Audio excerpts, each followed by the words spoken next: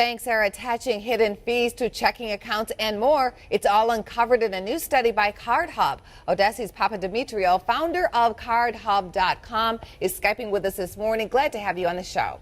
Oh, thank you so much for having me. You found that the average checking account has dozens of secret fees. How do the banks rank? We were shocked to find out that the average checking account has 30 fees.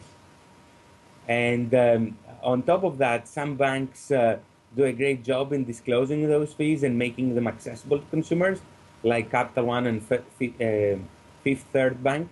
And some banks at the bottom of our list, like the Huntington National Bank and M&T Bank, do a horrible job in terms of making their disclosures obvious to consumers and easy to digest.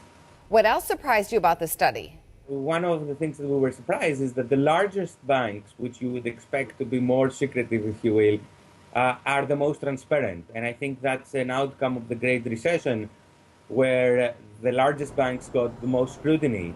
And therefore they became much more sensitive in terms of bringing out the information and being transparent with their customers.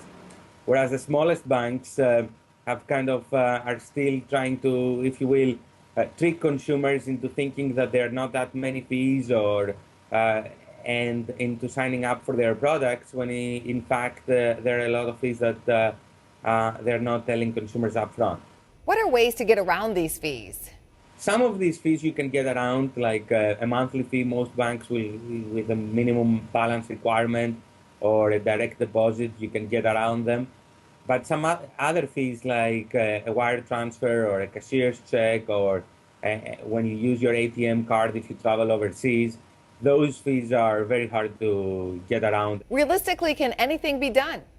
Well, I hope so. We were shocked to find out that the disclosure and the regulatory landscape around checking accounts and banking products is decades behind where credit cards are. We take for granted to have a unified type of disclosure on credit cards. But when it comes to checking accounts, it is completely up to each bank to disclose what they're going to disclose, when they're going to disclose, and in what format they're going to disclose. So it's completely the Wild West going on there. Thank you for bringing us your study. Thank you so much for having me.